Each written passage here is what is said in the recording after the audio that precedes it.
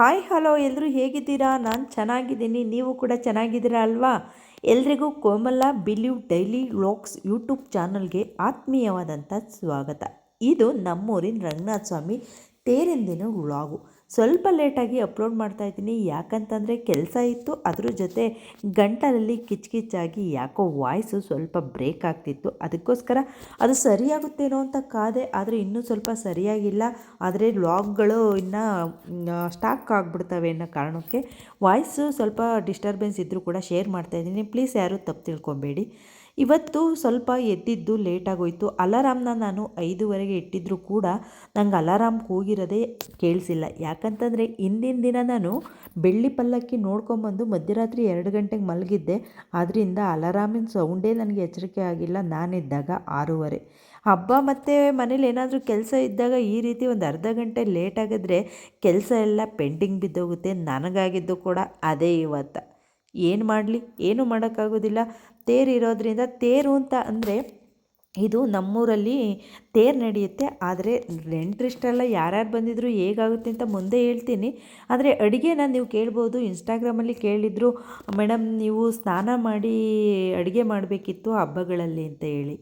ಇದು ನಮ್ಮ ಮನೆಯಲ್ಲಿ ದೇವರಿಗೆ ನೈವೇದ್ಯ ಮಾಡೋದಿಲ್ಲ ಈ ಹಬ್ಬದಲ್ಲಿ. ಅದಕ್ಕೋಸ್ಕರ ನಾನು ಇವತ್ತು ಸ್ನಾನ ಮಾಡ್ದಲೇ ಅಡುಗೆ ತಿಂಡಿ ಕೆಲಸ ಎರಡನ್ನೂ ಮುಗಿಸ್ತಾ ಇದ್ದೀನಿ. ಮುಖ ತೊಳ್ಕೊಂಡು ಅಡುಗೆ ಮನೆಗೆ ಬಂದು ಅದಾದಮೇಲೆ ಪೂಜೆ ಮಾಡೋ ಟೈಮ್ಗೆ ಸ್ನಾನ ಮಾಡೋದ್ರಾಗುತ್ತೆ. ಈಗ ಸ್ನಾನ ಮಾಡಿದ್ರೆ ನಾನು ಇನ್ನೂ ನೆಲ ಕ್ಲೀನ್ ಮಾಡಿರಲಿಲ್ಲ, ಅದರಿಂದ ಪೂಜೆ ಮಾಡೋದಕ್ಕೆ ಆಗೋದಿಲ್ಲ ಅಂತ ಹೇಳಿ ತಿಂಡಿ ಮತ್ತು ಬರ್ತಕ್ಕಂಥವ್ರಿಗೆ ಮಾತ್ರ ಅಲ್ವಾ ಅಡುಗೆ, ದೇವರಿಗೆ ನೈವೇದ್ಯ ಇಲ್ವಲ್ಲ ಅಂತ ಅಡುಗೆ ಕೆಲಸನೂ ಕೂಡ ಜೊತೆಲೆ ಮಾಡ್ಕೊತಿದ್ದೆ. ಇದೊಂದು ಪ್ರಶ್ನೆಗೆ ನಿಮಗೆ ಕ್ಲಾರಿಟಿ ಸಿಕ್ತು ಅಂದ್ಕೊತೀನಿ. ಪ್ಲೀಸ್ ಯಾರು ಕಮೆಂಟ್ ಮಾಡಿಬಿಟ್ರಿ, ಯಾಕಂತಂದರೆ ನನಗೆ ಅಂದರೆ ಕಮೆಂಟ್ ಮಾಡಿಬಿಟ್ಟಿದ್ರೆ ಕಮೆಂಟೇ ಮಾಡ್ದಂಗೆ ಬಿಟ್ಬಿಟ್ಟಿರಾ. ಕಮೆಂಟ್ ಮಾಡಿ ನೀವು ಸ್ನಾನ ಮಾಡಿಲ್ಲ ಅಂತ ಕಮೆಂಟ್ ಮಾಡಬೇಡಿ ಅಂತ ಹೇಳಿದೆ ಅಷ್ಟೇ. ಅಂದರೆ ನಾನು ಎಲ್ಲ ಹಬ್ಬಗಳಲ್ಲೂ ನನ್ನ ಎಲ್ಲ ವಿಡಿಯೋಗಳನ್ನ ನೋಡ್ತಾ ಇರೋರಿಗೆ ಗೊತ್ತಾಗುತ್ತೆ ನಾನು ಯಾವ ರೀತಿ ಹಬ್ಬಗಳನ್ನ ಮಾಡ್ತೀನಿ, ಹಬ್ಬ ಅಂದರೆ ಹೇಗೆ ಮಾಡ್ತೀನಿ ಅನ್ನೋದು. ದಯವಿಟ್ಟು ಯಾರಾದರೂ ಹೊಸಬ್ರು ನೋಡ್ತಾ ಇದ್ದರೆ ಮಿಸ್ಟೇಕ್ ಮಾಡ್ಕೊಬೇಡಿ ಅಂತ ಹೇಳಿದೆ ಅಷ್ಟೇ. ಮೊದಲು ಇನ್ನೇನು ಅಡುಗೆನೇ ಹಾಕ್ತಾ ಬಂದಿದ್ದೆ, ನೀವು ಅಡುಗೆ ಬಗ್ಗೆ ಡೀಟೇಲೇ ಹೇಳಲಿಲ್ಲ ಅಂತ ಅಂದ್ಕೊತಾ ಇದ್ದೀರಾ. ತಿಂಡಿ ಏನಂತ ಅಂದರೆ ಪೂರಿ ಬಟಾಣಿ ಸಾಗು. ಮಧ್ಯಾಹ್ನ ಊಟಕ್ಕೆ ಹೆಸರುಬೇಳೆ ಪಾಯಸ, ಪುಳಿಯೋಗರೆ, ಬೋಂಡ, ಕೋಸಂಬರಿ, ಅನ್ನ ಸಾರು, ಹಪ್ಪಳ ಈ ರೀತಿ ರೆಡಿ ಮಾಡ್ತಾಯಿದ್ದೀನಿ. ಈ ಹಬ್ಬಕ್ಕೇನು ನಾನು ತುಂಬ ಜನ ರಿಲೇಷನ್ಗೆ ಹೇಳೋದಿಲ್ಲ. ಯಾಕಂತಂದರೆ ವರ್ಷಕ್ಕೆ 3 ಹಬ್ಬ ಮಾಡ್ತಾಯಿದ್ರೆ ಪಾಪ ಬರೋರಿಗೂ ಕಷ್ಟ ಆಗಲ್ವೇಂದ್ರಿ. ಅದಕ್ಕೋಸ್ಕರ ಅವರು ಹೇಳ್ಬೇಕಾದ್ರೆ ಹೇಳ್ತಾರೆ, ವರ್ಷಕ್ಕೆ ಒಂದೇ ಸಲ ಬರೋದು ನಾವು ವಾನಕ್ಕೆ, ಅಂದರೆ ಹಿರಿಯರ ಪೂಜೆಗೆ ಬರ್ತೀವಿ, ಇನ್ನು ಮಧ್ಯ ಎಲ್ಲ ಜಾತ್ರೆಗೂ ಹೇಳಬೇಡಿ ಅಂತ. ಆದರೂ ಕೂಡ ಯಾರಾದರೂ ಬರೋರಿದ್ದರೆ ಬರಲಿ ಅಂತ ಸುಮ್ಮನೆ ನಮ್ಮ ಅಕ್ಕ ತಂಗಿದಿರಿಗೆ, ನಮ್ಮ ತವ್ರ ಮನೆಯವ್ರಿಗೆ ಹೇಳ್ತೀವಿ. ಆದರೆ ಅವರು ಇಲ್ಲ, ರಿಸ್ಕ್ ಇದೆ, ಇವಾಗ ಕೆಲಸ ಇದೆ, ಬರೋದಿಲ್ಲ ಅಂತಂದರು. ಮತ್ತು ನಾನು ಯಾಕೆ ಇಷ್ಟೆಲ್ಲ ಅಡುಗೆ ಮಾಡ್ತಾಯಿದ್ದೀನಿ ಬಾರಾಡ್ಕೊಂಡು ಅಂತ ನೋಡ್ತಾ ಇದ್ದೀರಾ. ಅತ್ತೆ ಮಾಮ ಬರ್ತಾರೆ. ಅತ್ತೆ ಮಾಮ ಅಂದರೆ ಯಾರು ಅಂತ ಗೊತ್ತಲ್ಲ? ಇಲ್ಲಿ ನಮ್ಮ ಪಕ್ಕದಳ್ಳಿಲೇ ಇರ್ತಕ್ಕಂಥ ಅಮ್ಮನ ಗಡ್ತಿಂದ ನಮ್ಮ ಅಪ್ಪಾಜಿಯವರ ತಂಗಿ, ಹಾಗೆ ಅವ್ರ ಯಜಮಾನ್ರು ಅವ್ರು ಬರ್ತಾರೆ. ಯಾರಾದರೂ ಒಬ್ಬರು ಬರಲಿ ಇಬ್ಬರು ಬರಲಿ, ಮನೆಗೆ ಎಷ್ಟಂತ ಬಂದಾಗ ಅಡುಗೆ ಎಲ್ಲ ಇದ್ರೇ ಚೆಂದ ಊಟ ಬಡಿಸೋದಕ್ಕೆ. ಒಂದಿದ್ದು ಒಂದಿಲ್ಲ ಅಂದರೆ ಏನು ಚೆಂದ ಹೇಳಿ. ಅವ್ರ ಹಬ್ಬಕ್ಕೆ ಅಂತ ಬಂದಿರ್ತಾರೆ, ಆವಾಗ ನಾವು ಏನೋ ಒಂದು ಮಾಡಿ ಏನೋ ಒಂದು ಮಾಡ್ದಲೇ ಇದ್ದರೆ ಅಷ್ಟು ಚೆನ್ನಾಗಿ ಅನಿಸಲ್ಲ ಅಂತ ಹೇಳಿ ಬರ್ತಕ್ಕಂಥವ್ರು ಇಬ್ಬರೇ ಆದರೂ ಕೂಡ ಅಡುಗೆ ಎಲ್ಲ ಇರಲಿ ಅನ್ನೋ ಕಾರಣಕ್ಕೆ ಹೆಸರುಬೇಳೆ ಪಾಯಸ ಮಾಡಿ, ಪುಳಿಯೋಗರೆ ಮಾಡಿ, ಈಗ ಸದ್ಯಕ್ಕೆ ನಾನು ಎಲ್ಲ ರೆಡಿ ಮಾಡ್ತಾಯಿದ್ದೀನಿ. ಇನ್ನು ಕೋಸಂಬರಿ ರೆಡಿ ಮಾಡಬೇಕು, ಏನೇನೆಲ್ಲ ಆಗುತ್ತೆ ನೋಡೋಣ. ತೇರು ಬೇರೆ 1 ಗಂಟೆ 1:30ಗೆ ಅಂತ ಹೇಳ್ತಾ ಇದ್ದಾರೆ. ನಾನು ಇಷ್ಟೆಲ್ಲ ಅಡುಗೆ ರೆಡಿ ಮಾಡಿ ಸ್ನಾನ ಪೂಜೆ ಎಲ್ಲ ಮುಗಿಸಿ ರೆಡಿಯಾಗಿ ಹೋಗೋದ್ರೊಳಗಡೆ ತೇರು ಏನು ಗತಿಯಾಗಿರುತ್ತೋ ನೋಡೋಣ. ಅಡುಗೆ ಅಂತೂ ಅರ್ಜೆಂಟಾಗಿ ಮಾಡ್ತಾಯಿದ್ದೀನಿ. ಅತ್ತೆ ಕೂಡ ಬರ್ತೀನಿ ಇದ್ದಾರೆ, ಅವ್ರಿಗೆ ಕಾಲ್ ಕೂಡ ಮಾಡಿದ್ದೆ ಮತ್ತೆ, ಯಾಕೆಂದರೆ ಕನ್ಫರ್ಮ್ ಮಾಡ್ಕೊಂಬಿಟ್ಟು ಅಡುಗೆ ಮಾಡೋಣ ಅಂತ. ಬರ್ತಕ್ಕಂಥವ್ರು ಅವರಿಬ್ಬರಿಗೆ ಅಂತ ಇಷ್ಟೆಲ್ಲ ಅಡುಗೆ ಮಾಡ್ತಾಯಿದ್ದೀನಿ. ಅವರೇ ಕೈ ಕೊಟ್ಟರೆ ಊಟ ಮಾಡೋರು ಯಾರಪ್ಪ ಅಂತೇಳಿ ಅತ್ತೆಗೆ ಫೋನ್ ಮಾಡಿದ್ದೆ. ಅತ್ತೆ ಮಧ್ಯಾಹ್ನ 1:30 ವರ್ಷದಲ್ಲಿ ಬರ್ತೀನಿ ಅಂದರು. ಈಗ ಇನ್ನೂ ತಿಂಡಿ ಆಗಿಲ್ಲ. ತಿಂಡಿ ಹೊತ್ತಿಗೆ ನಂದು ಆಲ್ಮೋಸ್ಟ್ 1/4 ಭಾಗ ಅಡುಗೆ ಆಗಿದೆ. ಯಾಕಂತಂದರೆ ಸ್ನಾನ ಮತ್ತು ಪೂಜೆ ಅದೆಲ್ಲ ಆಗಬೇಕು. ನಮ್ಮ ಮನೆಯವ್ರು ಕೂಡ ಇನ್ನೂ ತೋಟದತ್ರದಿಂದ ಬಂದಿಲ್ಲ. ಅದರಿಂದ ತಿಂಡಿ ಜೊತೆನೇ ಅಡುಗೆ ಕೆಲಸನೂ ಶುರು ಮಾಡಿದ್ದೀವಿ. ನೀವು ಸಾಕಷ್ಟು ಜನ ನನಗೆ ಮೋಟಿವೇಶನ್ ತುಂಬ ಚೆನ್ನಾಗಿ ಕಮೆಂಟ್ ಮಾಡ್ತಾಯಿದ್ದೀರಾ. ನಿಮ್ಮ ಕಮೆಂಟ್ಗಳನ್ನ ಓದಿತಾ ಇದ್ದರೆ ನನಗೆ ಇನ್ನೂ ಹೆಚ್ಚಿಗೆ ಕೆಲಸ ಮಾಡಬೇಕು ಅಂತ ಅನಿಸುತ್ತೆ. ನೀವೆಲ್ಲ ಕೇಳ್ತಾಯಿದ್ರೆ ಮೇಡಮ್ ನಿಮ್ಮ ಈ ಎನರ್ಜಿಯ ಗುಟ್ಟೇನು ಅಂತ. ಇದಕ್ಕೆ ಗುಟ್ಟು ಇಲ್ಲ, ಪಟ್ಟು ಇಲ್ಲ ಕಣ್ರಿ. ಏನು ಗೊತ್ತೇಂದ್ರಿ, ಎನರ್ಜಿ ಚಿಕ್ಕ ವಯಸ್ಸಿಂದ ನಮ್ಮ ಅಪ್ಪ ನಮ್ಮಮ್ಮ ನಮಗೆ ಕಲಿಸಿರ್ತಕ್ಕಂಥ ಕೆಲಸಗಳು, ಹಾಗೆ ಈಗ ಅದರ ಅನುಭವ ಮತ್ತು ಸಮಯ ಮತ್ತು ಮನಸ್ಸು ಇದೆಲ್ಲ ಸೇರಿಕೊಂಡು ಎನರ್ಜಿ ಬರುತ್ತೆ ಕಣ್ರಿ. ಒಬ್ಬೊಬ್ರಿಗೆ ಮನಸ್ಸಿರುತ್ತೆ, ಶಕ್ತಿ ಇರೋರಿಗೆ ಮನಸ್ಸಿರೋದಿಲ್ಲ. ಮನಸ್ಸಿದ್ರೆ ಏನಾದರೂ ಒಂದು ಕಾಯಿಲೆನೋ ಏನಾದರೂ ಅವ್ರನ್ನ ಕೆಳೀತಾ ಇರುತ್ತೆ.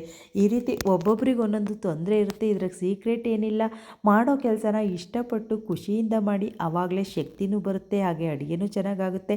ನಾನು ಮಾಡಿರ್ತಕ್ಕಂಥ ಅಡುಗೆ ಎಲ್ಲ ಇವತ್ತು ತುಂಬ ಚೆನ್ನಾಗಾಗಿತ್ತು. ಊಟ ಮಾಡಿದ್ದ ಮತ್ತೆ ಮಾಮ ತುಂಬ ಖುಷಿಪಟ್ಟರು. ಅದನ್ನೆಲ್ಲ ನಾನು ಮುಂದೆ ಶೇರ್ ಮಾಡ್ತಾ ಹೋಗ್ತೀನಿ. ನೋಡಿ ಒಂದೊಂದೇ ಅಡುಗೆ ಯಾವ ರೀತಿ ಮಾಡಿ ಕೆಳಗಡೆ ಇಡ್ತಾ ಇದ್ದೀನಿ ಅಂತ ಅಂದರೆ ನಿಮ್ಗೆಲ್ರಿಗೂ ಕೂಡ ಊಟಕ್ಕೆ ಬರಬೇಕು ಅನ್ನಿಸ್ತಾ ಇದೆಯಾ? ಖಂಡಿತವಾಗ್ಲೂ ಬನ್ನಿ, ಯಾವಾಗಲಾದರೂ ಒಂದು ಸಲ ನಮ್ಮನೆ ಊಟಕ್ಕೆ. ಫೈನಲಾಗಿ ಇವಾಗ ಸ್ವಲ್ಪ ಅಡುಗೆಗಳನ್ನೆಲ್ಲ ಮಾಡಿಟ್ಟು ಪೂರಿ ಕರಿಯೋದಕ್ಕೆ ಅಂತ ಬಾಣಲಿ ಎಣ್ಣೆಗೆ ಬಿಟ್ಟೆ.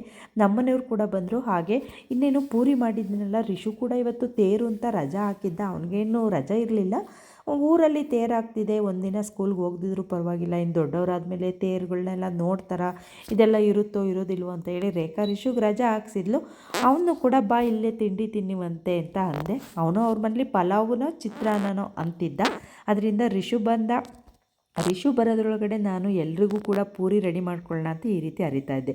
ಪೂರಿ ಕೂಡ ಸಖತ್ತಾಗಿ ಬಂದಿತ್ತು. ಪೂರಿ ಸೀಕ್ರೆಟ್ ಏನು ಅಂತ ಕೇಳಿತ್ತು ನಮ್ಮತ್ತೆ. ಏನು ಗೊತ್ತಾ, ಪೂರಿಗೆ ನಾನು ಏನೂ ಹಾಕೋದಿಲ್ಲ ಕಣ್ರಿ. ಗೋಧುವೆ ಹಿಟ್ಟು ಹಾಕಿ ಸ್ವಲ್ಪ ಬಿಸಿ ಎಣ್ಣೆ ಹಾಕಿ ಉಪ್ಪನ್ನು ಹಾಕಿ ಕಲಸಿಟ್ಟು ಅದಾದಮೇಲೆ ಸ್ವಲ್ಪ ದಪ್ಪವಾಗಿ ಅರೆದ್ರೆ ಪೂರಿ ಉಬ್ಬಿ ಪೂರಿ ಥರನೇ ಬರುತ್ತೆ ಅಲ್ವಾ? ನೀವ್ಯಾರಾದರೂ ಸೀಕ್ರೆಟ್ ಏನಾದರೂ ಇದೆಯಾ ಪೂರಿ ಚೆನ್ನಾಗಾಗೋದಕ್ಕೆ? ಮೈದಾ ಹಿಟ್ಟಲ್ಲಿ ಪೂರಿ ಮಾಡಬೇಡಿ, ಯಾಕಂತಂದರೆ ಮೈದಾ ಹಿಟ್ಟು ತಿನ್ನಬಾರ್ದು ಅಂತ ಹೇಳ್ತಾರೆ. ಅದೆಷ್ಟು ಸುಳ್ಳು ಅದೆಷ್ಟು ಸರಿ ಅನ್ನೋದು ನನಗೂ ಗೊತ್ತಿಲ್ಲ. ಯಾಕಂತಂದರೆ ಮೊದಲವರೆಲ್ಲ ಮೈದಾ ಹಿಟ್ಟನ್ನು ಪೂರಿ ಮತ್ತು ಒಬ್ಬಟ್ಟಿನ ತಿಂತಿದ್ರು. ಈಗೆಲ್ಲ ಒಬ್ಬಟ್ಟನ್ನು ಕೂಡ ಚಿರೋಟಿ ರವೆಲೆ ಮಾಡ್ತಾರೆ. ಅದರಿಂದ ನಾನಂತೂ ಸ್ವಲ್ಪ ಮೈದಾ ಹಿಟ್ಟನ್ನು ಒಬ್ಬಟ್ಟಿಗೆ ಚೇಂಜ್ ಮಾಡೋಕ್ಕೆ ಹೋಗೋದಿಲ್ಲ. ಯಾಕಂತಂದರೆ ಒಬ್ಬಟ್ಟು ತಿನ್ನೋದಕ್ಕೆ ಚೆನ್ನಾಗಿರೋದಿಲ್ಲ ಅಂತ ಹೇಳಿ ಮೈದಾ ಹಿಟ್ಟಲ್ಲೇ ಒಬ್ಬಟ್ಟು ಮಾಡೋದು. ಇದು ಸರಿನಾ ತಪ್ಪಾ? ನಿಮಗೆ ಏನಾದರೂ ಗೊತ್ತಾದರೆ ಕಮೆಂಟ್ ಮಾಡಿ. ನೋಡಿ, ಇಷ್ಟರಲ್ಲಿ ಇಷ್ಟೆಲ್ಲ ಅಡುಗೆ ರೆಡಿಯಾಗಿದೆ. ಏನೇನಿದೆ ಅಂತ ನೋಡಿ, ಒಂದು ಸಲ ಕೇಳಿಸ್ಕೊಂಬಿಡಿ. ಅರ್ಧ ಕೆಲಸ ಆಗಿದೆ ನೋಡಿ. ಇವಾಗ ತಿಂಡಿ ಪೂರಿ ಊಟದ ಅಂದರೆ ಜ್ಯೂಸ್ ಬೇರೆ ಮಾಡಬೇಕು ಅಂತ ಕರ್ಬೂಜ ಹಚ್ಚಿಕ್ಕಿದ್ದೀನಿ. ಹೆಸರುಬೇಳೆ ಕೋಸಂಬರಿಗೆ ಎಲ್ಲ ಹಚ್ಚಿ ರೆಡಿ ಮಾಡಿದ್ದೀನಿ. ಮತ್ತು ಬೋಂಡದಿಟ್ಟಿಗೂ ಕೂಡ ಬೋಂಡದಿಟ್ಟು ಮತ್ತು ಈರುಳ್ಳಿ ಒಂದು ಹಚ್ಚಿಲ್ಲ, ನಿದ್ದಿದ್ದೆಲ್ಲ ಆಗಿದೆ. ಸಾಂಬಾರಾಗಿದೆ, ಪಾಯಸ ಆಗಿದೆ. ಇನ್ನು ಉಳಿದಿರ್ತಕ್ಕಂಥದ್ದು ಬೋಂಡ ಮಾಡಬೇಕು, ಮತ್ತು ಅನ್ನಕ್ಕೆ ಇಡಬೇಕು, ಪೂಜೆ ಮಾಡಬೇಕು. ಇದೆಲ್ಲ ಮಾಡೋಣ. ಇವರು ಅದು ರೆಕಾರ್ಡ್ ಆಗ್ತೈತೆ.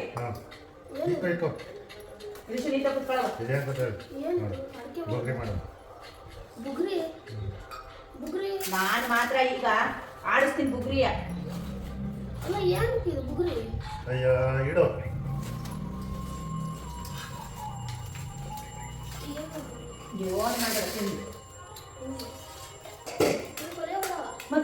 ಮಕ್ಕಳೇ ಹಿಂಗೆ ಕಣ್ರಿ. ನಾವು ಚಿಕ್ಕ ಮಕ್ಕಳಲ್ಲಿ ಏನಾದರೂ ಕೊಟ್ಟರೆ ಸಾಕಣಪ್ಪ, ತಿಂದು ಬಾಯಿಗೆ ಹಾಕ್ಕೊಂಬಿಡೋಣ ಅಂತ ಅಂತಿದ್ವು. ಆದರೆ ಈಗಿನ ಕಾಲದ ಮಕ್ಕಳಿಗೆ ಏನಾದರೂ ತಿನ್ನೋಕೆ ಕೊಡಲಿ ಅದ ಅಂತಾರೆ. ಅದೇ ಆಚೆ ಫುಡ್ಗಳು ಬರಲಿ, ಅದೆಲ್ಲ ರೀಲ್ಸ್ ಮಾಡಿದ್ದಾರಲ್ಲ, ಮನೇಲಿ ಫುಡ್ ತಿನ್ನೋದಕ್ಕೆ ಬಾಯಿ ಅನ್ನೋದೇ ಇಲ್ಲ. ಆಚೆ ಫುಡ್ ತಿನ್ನೋದಕ್ಕೆ ಪಾನಿಪುರಿ ಫುಲ್ ಒಳಗಡೆ ಹೋಗೋವರು ಅಂತಾರೆ ಅಂತ. ಅದೆಲ್ಲ ಸರಿನೇ ಅಂತ ಅನಿಸುತ್ತೆ. ಇವಾಗ ನಾವೇ ಈ ಥರ ಕಲಿಸಿದ್ದೀವೋ ಮಕ್ಕಳಿಗೆ, ಇಲ್ಲ ಕಾಲನೇ ಈ ರೀತಿ ಆಗಿದೆಯೋ ಗೊತ್ತಿಲ್ಲ. ಈಗಿನ ಕಾಲದಲ್ಲಿ ಮಕ್ಕಳನ್ನ ಯಾವ ರೀತಿ ಬೆಳೆಸೋದು ಅನ್ನೋದೇ ಗೊತ್ತಾಗ್ತಾ ಇಲ್ಲ ತಂದೆ ತಾಯಿಗಳಿಗೆ ಅಂತಲೇ ಹೇಳ್ಬೋದು. ಅದರಲ್ಲಿ ಮಕ್ಕಳು ತಪ್ಪಿದೆಯಾ, ತಂದೆ ತಾಯಿ ತಪ್ಪಿದೆಯಾ, ಅದೇನೋ ಕೋಳಿಯಿಂದ ಮೊಟ್ಟೆಯಿಂದ ಕೋಳಿನ ಅನ್ನೋ ರೀತಿ ಆಗೋಗ್ಬಿಟ್ಟಿದೆ. ಫೈನಲಾಗಿ ನಮ್ಮ ರಿಷು ನಾನು 3 ಜನ ತಿಂಡಿ ತಿಂದಮೇಲೆ ಇನ್ನು ಯಾರಾದರೂ ಬಂದರೆ ಮಧ್ಯಾಹ್ನ ತುಂಬ ಬಿಸಿಲಿರುತ್ತಲ್ಲ, ಇವಾಗಂತೂ ಲಿಕ್ವಿಡ್ ಐಟಮ್ನ ಎಷ್ಟೇ ಕುಡಿದ್ರೂ ಕೂಡ ಬಾಡಿ ಡಿಹೈಡ್ರೇಟ್ ಆಗುತ್ತೆ. ಅದರಿಂದ ಕರ್ಬೂಜ ಹಣ್ಣನ್ನು ತರಿಸಿದ್ದೆ. ಜಾತ್ರೆಗೆ ತೇರಿಗೆ ಯಾರಾದರೂ ಬಂದಾಗ ಮನೆ ಹತ್ರ ಬಂದರೆ ಹಾಗೆ ಕಳಿಸೋದಕ್ಕೆ ಮನಸ್ಸಾಗೋದಿಲ್ಲ. ಕಾಫಿ ಟೀ ಕೊಡೋದಕ್ಕೆ ಈ ವೆದರ್ ಸಪೋರ್ಟ್ ಮಾಡೋದಿಲ್ಲ. ಅದರಿಂದ ಜ್ಯೂಸ್ ಕೊಡೋಣ ಅಂತ ಅದನ್ನು ಕೂಡ ರೆಡಿ ಮಾಡಿಟ್ಟು ಫ್ರಿಡ್ಜ್ಗಿಟ್ಟೆ. ಅದಾದಮೇಲೆ ಹಪ್ಳನೂ ಕೂಡ ಕರೆದಿಟ್ಟೋದ್ರೇ. ಯಾಕಂತಂದರೆ ನಾನು ಎಷ್ಟೇ ಅಡುಗೆ ರೆಡಿ ಮಾಡಿಟ್ಟೋದ್ರೂ ತೇರು ಮುಗಿಸ್ಕೊಂಡು ಊಟದ ಟೈಮಿಗೆ ಬಂದಾಗ ಹೊಟ್ಟೆ ಹಸಿವಾಗಿರುತ್ತೆ, ಊಟ ಬಡಿಸೋದಕ್ಕೆ ಹೋದಾಗ ಅರ್ಜೆಂಟ್ ಆಗುತ್ತೆ ಅಂತ ಇಷ್ಟೆಲ್ಲ ಕೆಲಸ ಮಾಡಿದ ಮೇಲೆ ಅಡುಗೆ ಮನೆ ಅಂತೂ ರಾಮಾಯಣ ಮಾಡಾಕ್ಬಿಟ್ಟಿದ್ದೆ.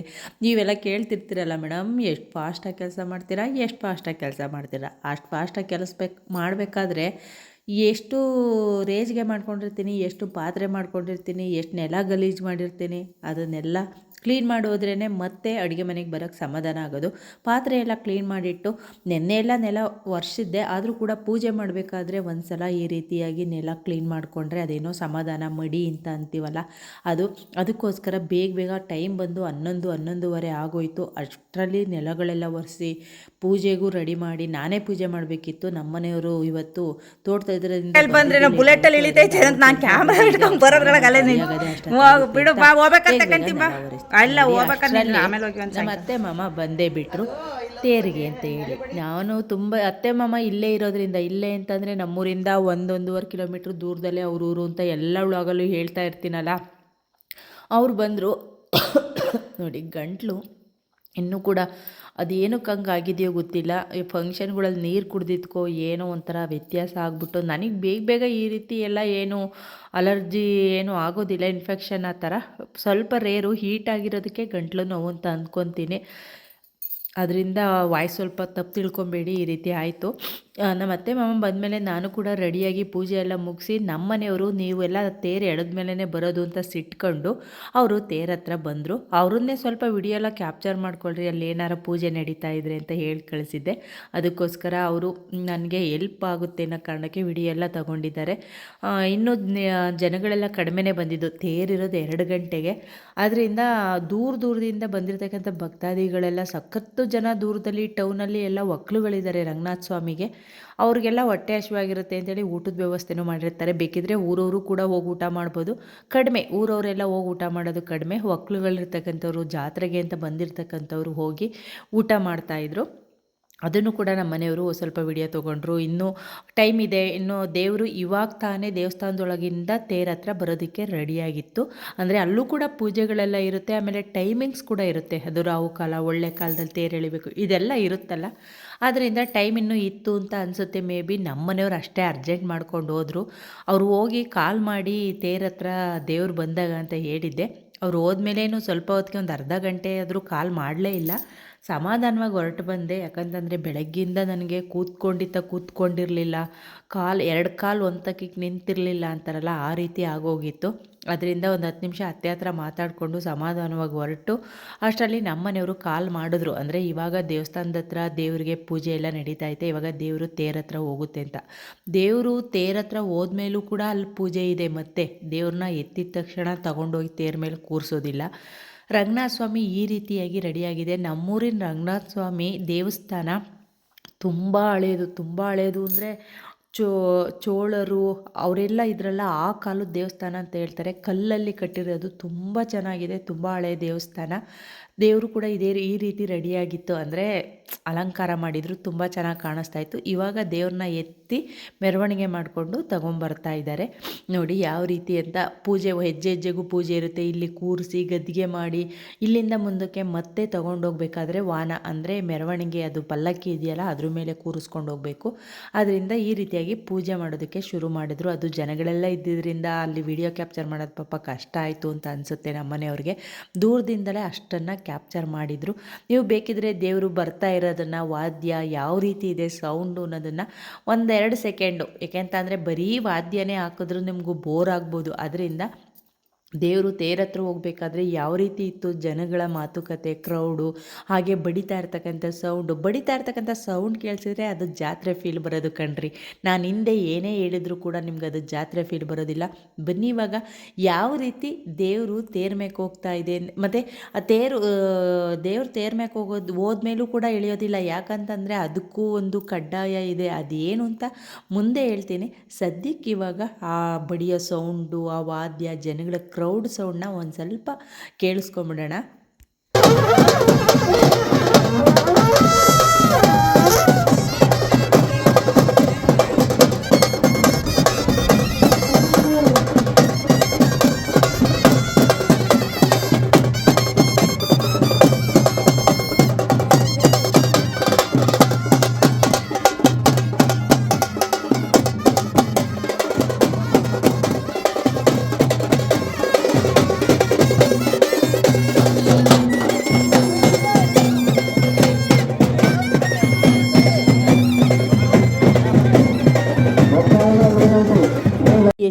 ಸಂಪ್ರದಾಯಗಳು ಇನ್ನು ಮುಂದಕ್ಕೆ ಇರುತ್ತೋ ಇರೋದಿಲ್ವೋ ಗೊತ್ತಿಲ್ಲ.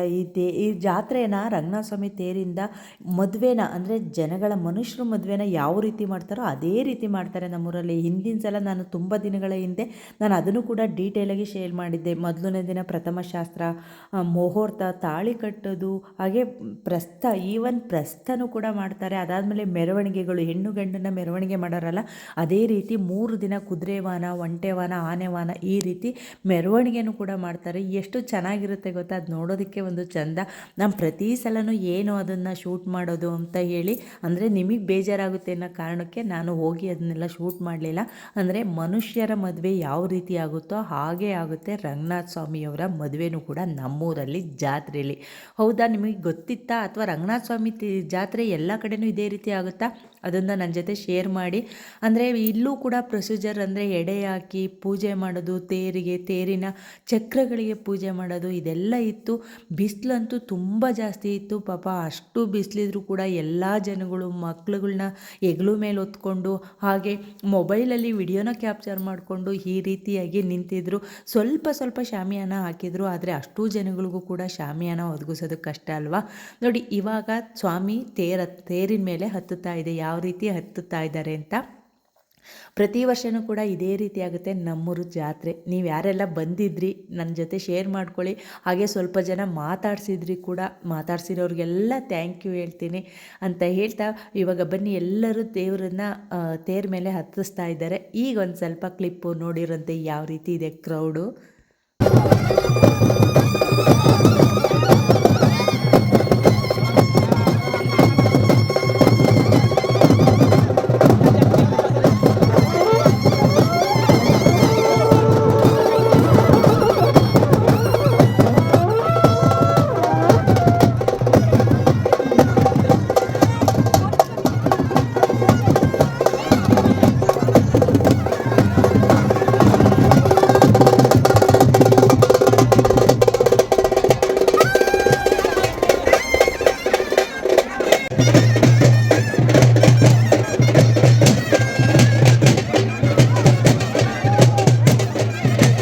ತೇರನ್ನು ಎಳೆಯೋದಕ್ಕೂ ಮುಂಚೆ ಮುಂದು ಅಂತ ಚಕ್ರಕ್ಕೆ ಕಾಯಿ ಹೊಡಿತಿರ್ತಾರೆ. ರಿಷು ನೋಡಿ ನಾನು ಮೊದಲು ಹೊಡಿಬೇಕು ಅಂತ ಹೋಗಿದ್ದ. ರಿಷುನು ಕೂಡ ಚಕ್ರಕ್ಕೆ ಕಾಯಿ ಹೊಡೆದು ಬಂದಾಗ ನೋಡಿ, ಇದೊಂದು ಪ್ರೊಸೀಜರು. ಗರುಡ ಬರೋವರೆಗೂ ತೇರು ಎಳೆಯಂಗಿಲ್ಲ. ಗರುಡ ಸ್ವಾಮಿನೂ ನಮ್ಮ ಕಷ್ಟ ನೋಡಲಾರ್ದಲೇ ಬೇಗನೆ ಬಂದು ತೇರನ್ನು ಸುತ್ತು ಹಾಕ್ತು. ಅದಾದಮೇಲೆ ಎಲ್ಲ ಜನ ಸೇರಿಕೊಂಡು ತೇರು ಎಳೆದ್ರು. ಯಾವ ರೀತಿ ಜೋಶಲ್ಲಿ ಎಳೆದ್ರು ಅಂತ ನೀವೇ ನೋಡಿ. ಬಿಸಿಲಲ್ಲಂತೂ ಸಾಕಾಗಿತ್ತು ಜನಗಳಿಗೆ. ನಿಂತು ಯಾವಾಗ ಎಳೀರಿ ಅಂತ ಎಲ್ಲರೂ ಎಷ್ಟು ಫಾಸ್ಟಾಗಿ ತೇರು ಎಳೆದ್ರು. ನಮ್ಮೂರಿನ ಆಗೋಯ್ತು.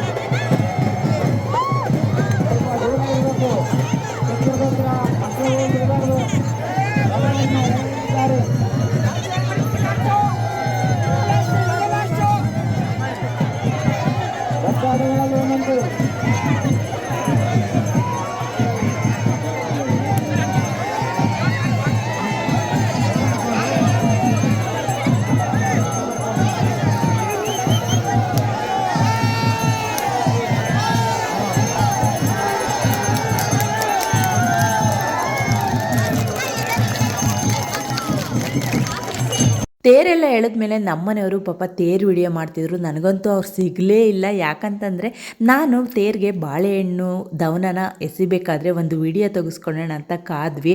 ಆದರೆ ಅವ್ರು ಸಿಕ್ಕಿದ ಮಾತ್ರ ತೇರೆಲ್ಲ ಎಳೆದು ಮುಗಿದ ಮೇಲೆ. ಅಷ್ಟರಲ್ಲಿ ನಾನು ಬಾಳೆಹಣ್ಣು ದವನನೆಲ್ಲ ತೇರಿಗೆ ಭಕ್ತಿಯಿಂದ ಎಸ್ತು ನನ್ನ ಮನಸ್ಸಲ್ಲಿರ್ತಕ್ಕಂಥ ಭಾರವನ್ನು ಕಡಿಮೆ ಮಾಡಪ್ಪ, ಅಂದರೆ ಕಷ್ಟಗಳನ್ನ ಕಡಿಮೆ ಮಾಡು, ಒಳ್ಳೇದು ಮಾಡು.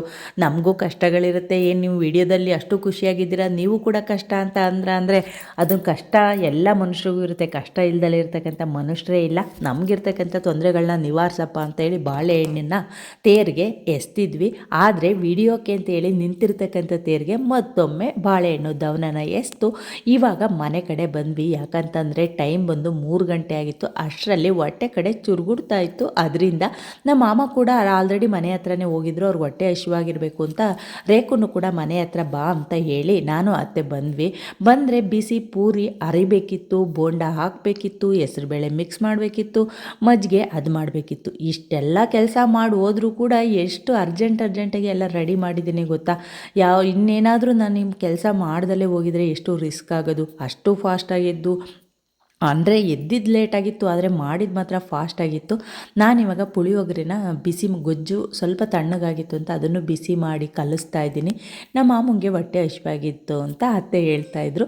ಅದರಿಂದ ಎಲ್ಲದನ್ನು ಕೂಡ ರೆಡಿ ಮಾಡಿಟ್ಟಿದ್ನಲ್ಲ, ಅತ್ತೆ ಹೆಲ್ಪ್ ಇದ್ದಿದ್ದರಿಂದ ಇನ್ನೂ ಬೇಗನೆ ಆಯಿತು ಅಂತ ಹೇಳ್ಬೋದು. ನಮ್ಮ ಅತ್ತೆ ಯಾವತ್ತೇ ಬಂದರೂ ಕೂಡ ನಮಗೆ ಹೆಲ್ಪ್ ಮಾಡ್ತಾರೆ. ಹಾಗೆ ನಾವು ಅವ್ರ ಊರಿಗೆ ಹೋದರೆ ನಮ್ಮನ್ನು ಹೆಣ್ಮಕ್ಳು ಥರನೇ ಕಾಣ್ತಾರೆ, ಅವರಿಗೆ ಹೆಣ್ಮಕ್ಳಿಲ್ಲ.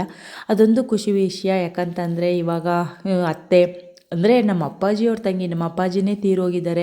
ಆಲ್ರೆಡಿ ಅವ್ರ ಸುತ್ತ ಇರ್ತಕ್ಕಂಥ ಸಂಬಂಧಗಳು ಕೂಡ ಅಲ್ಲೇ ತೀರೋಗ್ತಾ ಇರ್ತವೆ. ಅಂಥದ್ರಲ್ಲಿ ನಮ್ಮನ್ನು ಇವತ್ತು ಖುಷಿಯಾಗಿ ನಮ್ಮನ್ನು ಎಲ್ಲರನ್ನೂ ಕೂಡ ನಮ್ಮ ಅಕ್ಕ ತಂಗಿದಿರನ್ನ ಚೆನ್ನಾಗಿ ಎಲ್ಲ ಹಬ್ಬಗಳಿಗೂ ಕರೆದು ಬಿಡದಿಂದಲೂ ಕರೆದು ಅಷ್ಟು ಚೆನ್ನಾಗಿ ನೋಡ್ಕೊತಾರೆ ಅಂತಂದರೆ ಅದು ನಮ್ಮ ಅದೃಷ್ಟ. ಎಲ್ಲರಿಗೂ ಎಲ್ಲ ಸಂಬಂಧಗಳು ಕೂಡ ಸಿಗೋದಿಲ್ಲ.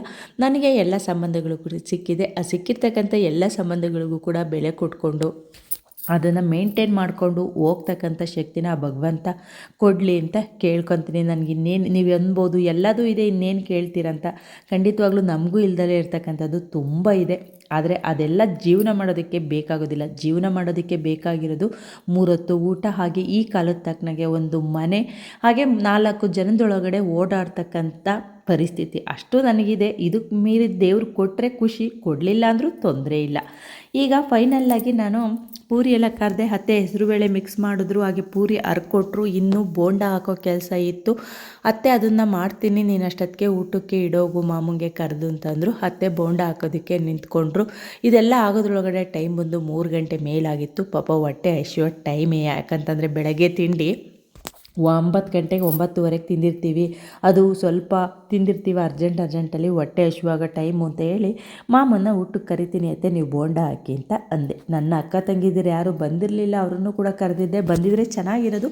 ಇನ್ನೊಂದು 3-4 ದಿನಕ್ಕೆ ನಮ್ಮೂರಲ್ಲಿ ಕೋಡಮ್ಮನ ಜಾತ್ರೆ ಇದೆ. ಯಾರೆಲ್ಲ ಕೋಡಮ್ಮನ ಜಾತ್ರೆಗೆ ಅಂದರೆ ಕೋಡಮ್ಮಂಗೂ ಕೂಡ ತುಂಬ ದೂರದಿಂದ ಒಕ್ಕಲುಗಳಿದ್ದಾರೆ. ಅದು ಸಾಕಷ್ಟು ದೂರದಲ್ಲಿ ಟೌನ್ಗಳಲ್ಲಿ ಎಲ್ಲ ಇದ್ದಾರೆ. ಸಾಕಷ್ಟು ಜನ ಬರ್ತೀರಾ ಅಂತ ಗೊತ್ತು.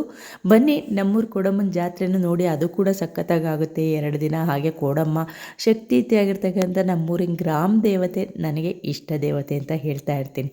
ಫೈನಲಾಗಿ ಊಟ ಎಲ್ಲ ರೆಡಿ ಆಯಿತು. ನಮ್ಮ ಮಾಮಂಗೆ ಊಟ ಇಟ್ಟೆ ಅರ್ಜೆಂಟಾಗಿ.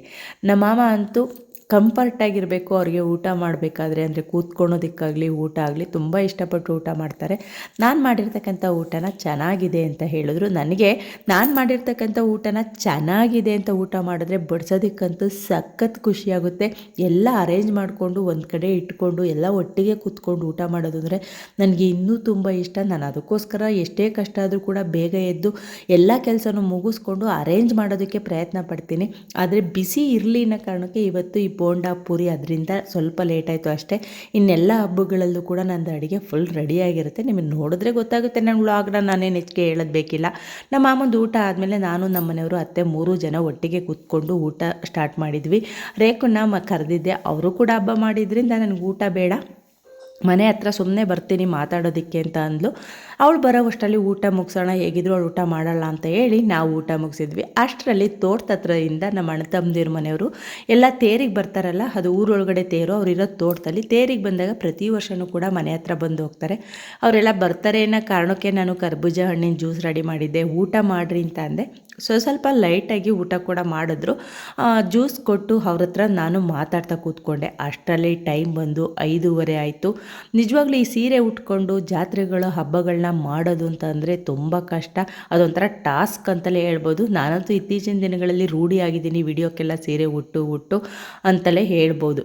ಫೈನಲ್ಲಾಗಿ ಎಲ್ಲರೂ ಕೂಡ ಮಾತಾಡ್ತಾ ಕೂತ್ಕೊಂಡ್ವಿ. ಅದು ವಿಡಿಯೋನ ನೋಡಿ ಬೆಳಕಿಗೆ ಸೂರ್ಯನ ಬಿಸಿಲು ಕಡೆಗೆ 5:30 ಆದರೂ ಕೂಡ ಯಾವ ರೀತಿ ಬಿಸಿಲು ಹೊಡಿತಾ ಇತ್ತು. ಅದು ಸ್ಟ್ಯಾಂಡ್ಗೆ ಹಾಕಿದ್ನಲ್ಲ, ಅದು ಸರಿಗೆ ಕ್ಯಾಪ್ಚರ್ ಆಗಿರಲಿಲ್ಲ. ಅದೊಂದು ಸ್ವಲ್ಪ ರೇಖನ ಮುಖದ ಮೇಲೆ ಎಲ್ಲ ಬಿಸಿಲು ಬಿದ್ದಿದೆ. ಈ ಸ್ಟ್ಯಾಂಡ್ಗೆ ಹಾಕ್ಕೊಂಡು ಕೆಲಸ ಮಾಡೋದೈತಲ್ರಿ, ನಿಜವಾಗ್ಲೂ ಕೆಲಸ ಮಾಡೋದಕ್ಕಿಂತ ಡಬ್ಬಲ್ಲು ಸಾಕಾಗೋದು ವೀಡಿಯೋ ಮಾಡೋದಕ್ಕೆ. ಅಂತೂ ಇಂತೂ ಅದ್ಧೂರಿಯಾಗಿ ರಂಗನಾಥ ಸ್ವಾಮಿ ಜಾತ್ರೆನ ಕಷ್ಟಪಟ್ಟು ಇಷ್ಟಪಟ್ಟು ಮಾಡಿದೆ. ಈ ವ್ಲಾಗ್ ಹೇಗೆ ಅನ್ನಿಸ್ತು ಕಮೆಂಟ್ ಮಾಡಿ. ಸಿಗುವ ನಾಳೆ.